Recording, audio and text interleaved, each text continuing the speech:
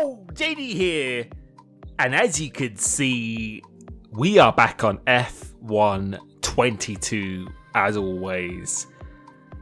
And in today's video, I was going to be discussing something a little bit different, because we have had a recent patch, which I think is the 12th one of this game, and ever since then, it has been a bit of an unpleasant experience. So this video was actually going to be quite negative, trying to be constructive, but wasn't going to be that positive until someone said to me, try out the F2 cars because they are the best thing about this game. And I have never driven the F2 cars in this game. So that is exactly what you are about to see here. And we're going to be showing two races. This is my very first race I ever have done. The setups are set to fix, so everyone is running exactly the same thing. And we've got Silverstone here for the first one, followed by Miami. And as you can probably see by the title, is wow. And yeah, wow to that as well, being blown up. But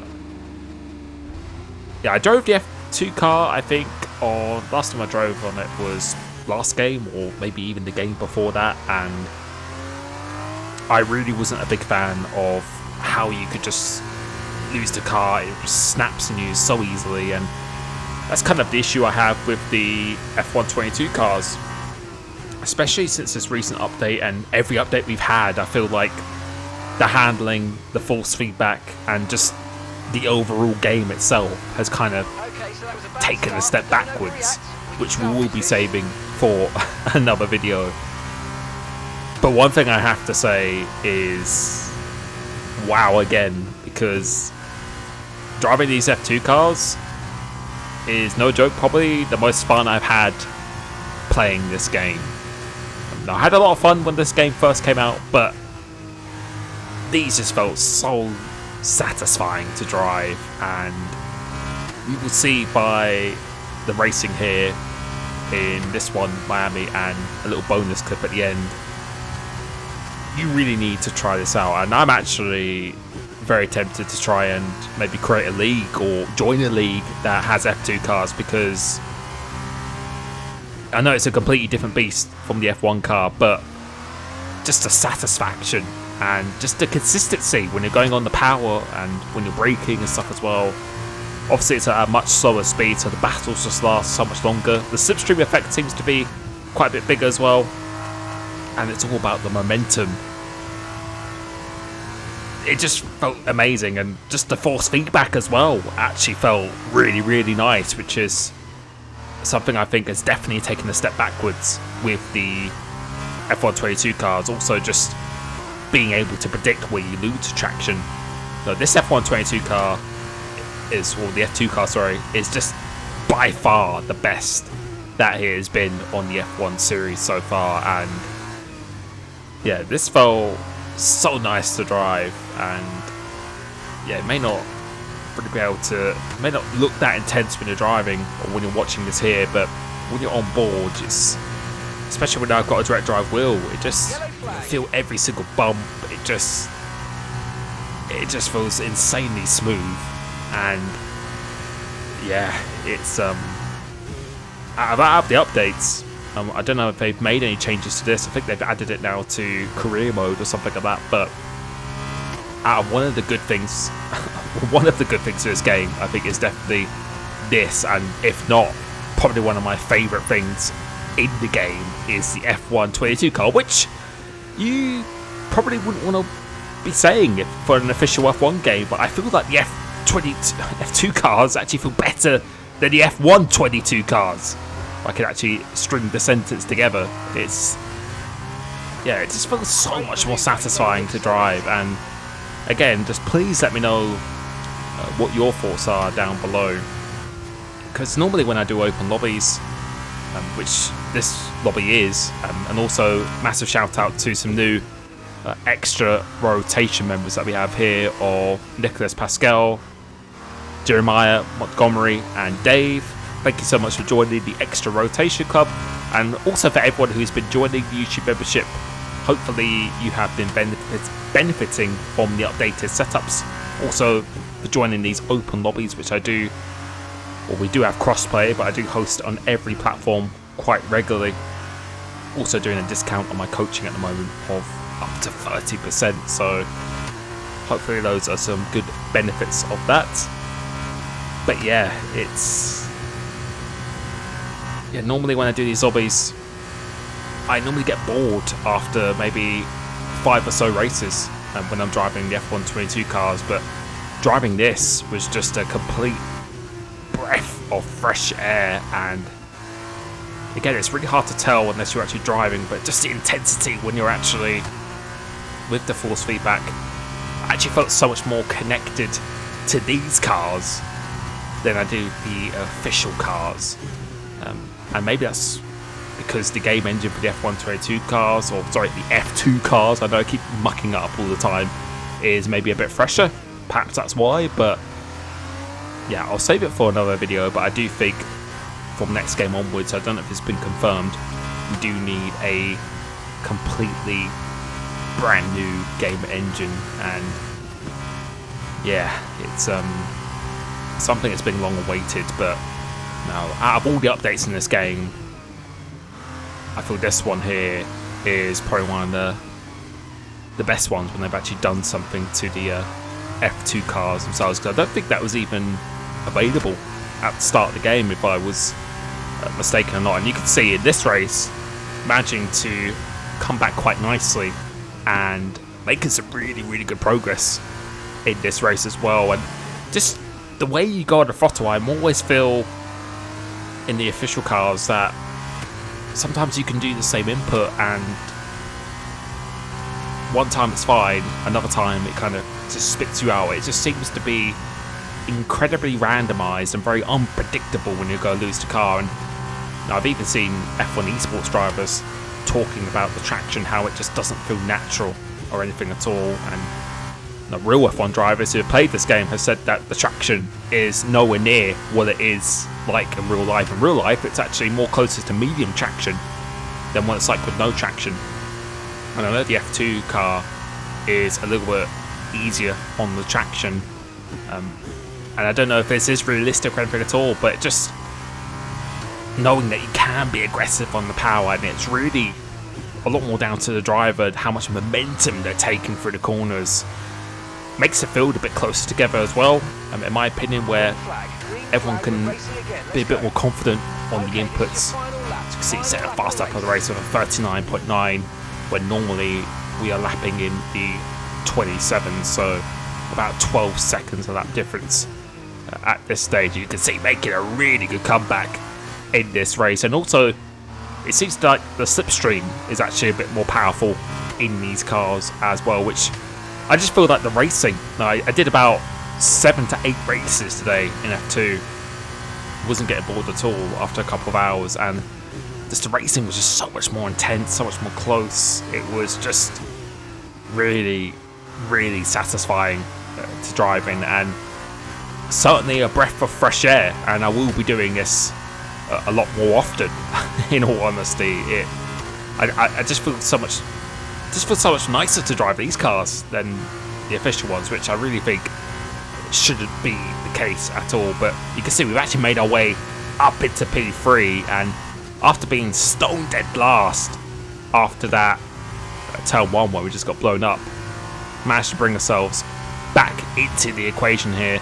You're about to see we use exactly the same setup, so no one can change anything on their setup apart from the differential. See, the slipstream definitely seems to be a lot more powerful, because obviously in these cars we don't have the ERS button, which at times is quite nice to use, but it just feels a lot more raw.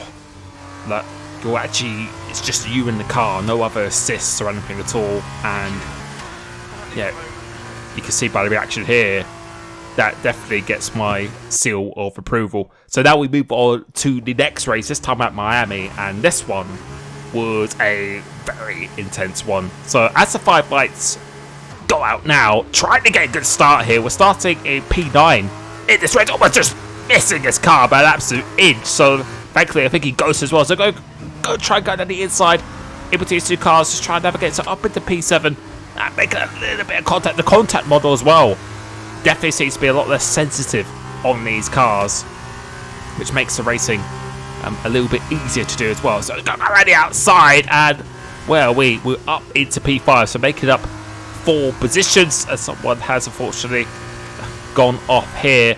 And yeah, let's see what it's going to be like at Miami in these cars. And this guy has unfortunately hit the wall, so it's going to kill his momentum. And that's the thing with this car: if you have a slightly poor exit, then the momentum, you really do suffer of it all the way down the straight. And no, the higher gears isn't so much of a benefit, which they are on the official car. So everything I don't like about the official cars is something you can't really do in this car, which is probably why I like it so much more.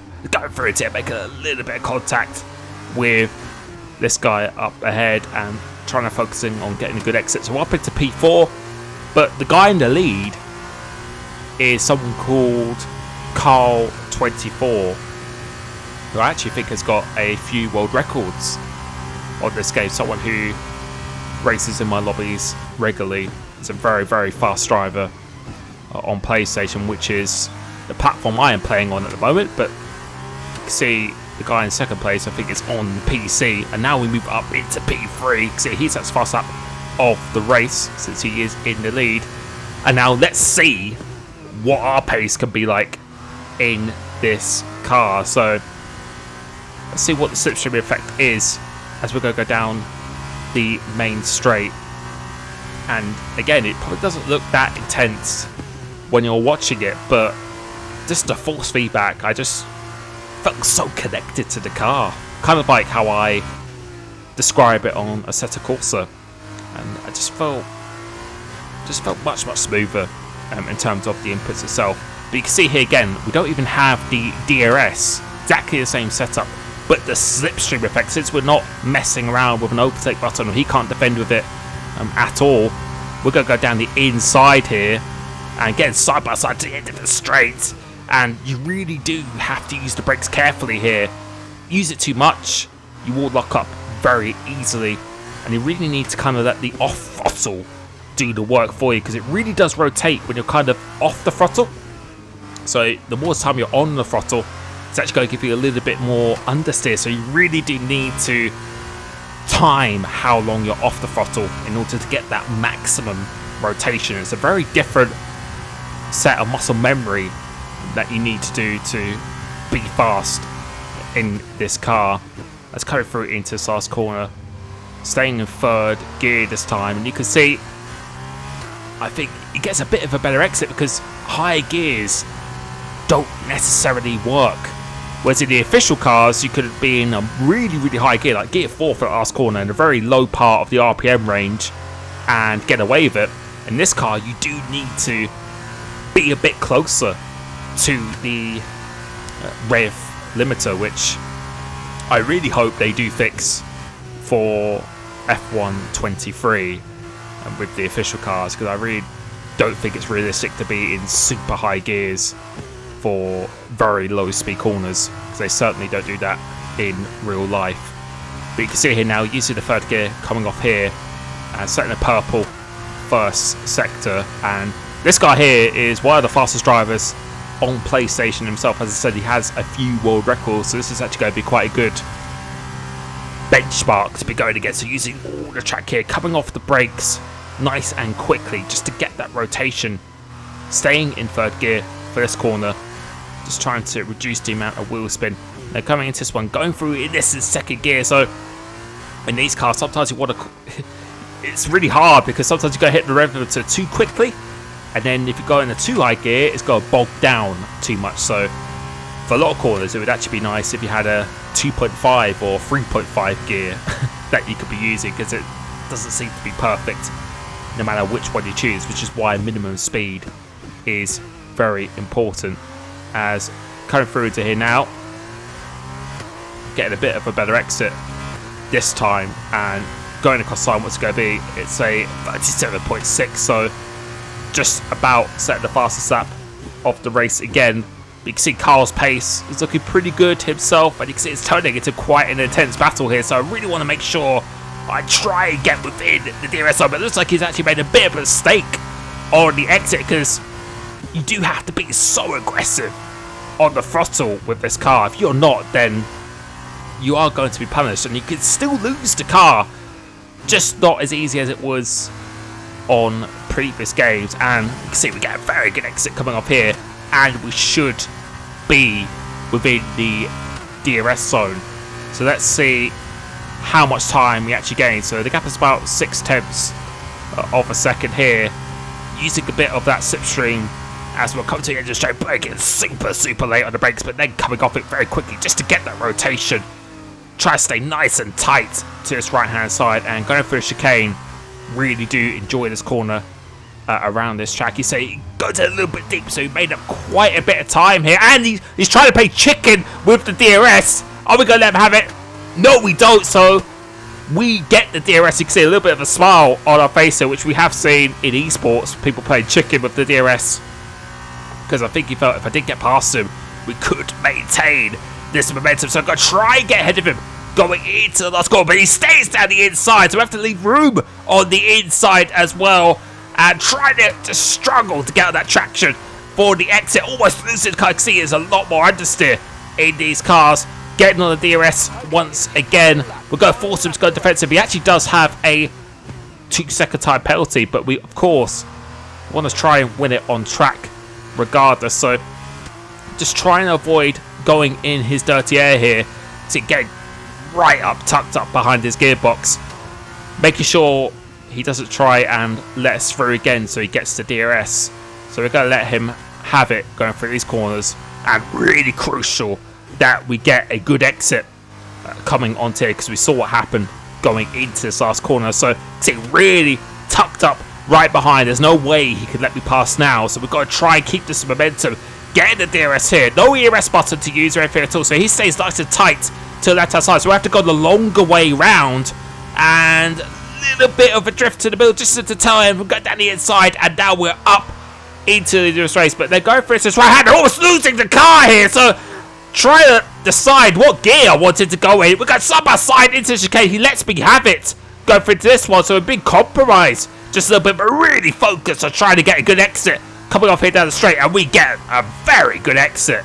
Couldn't have got a better one than that onto this main straight.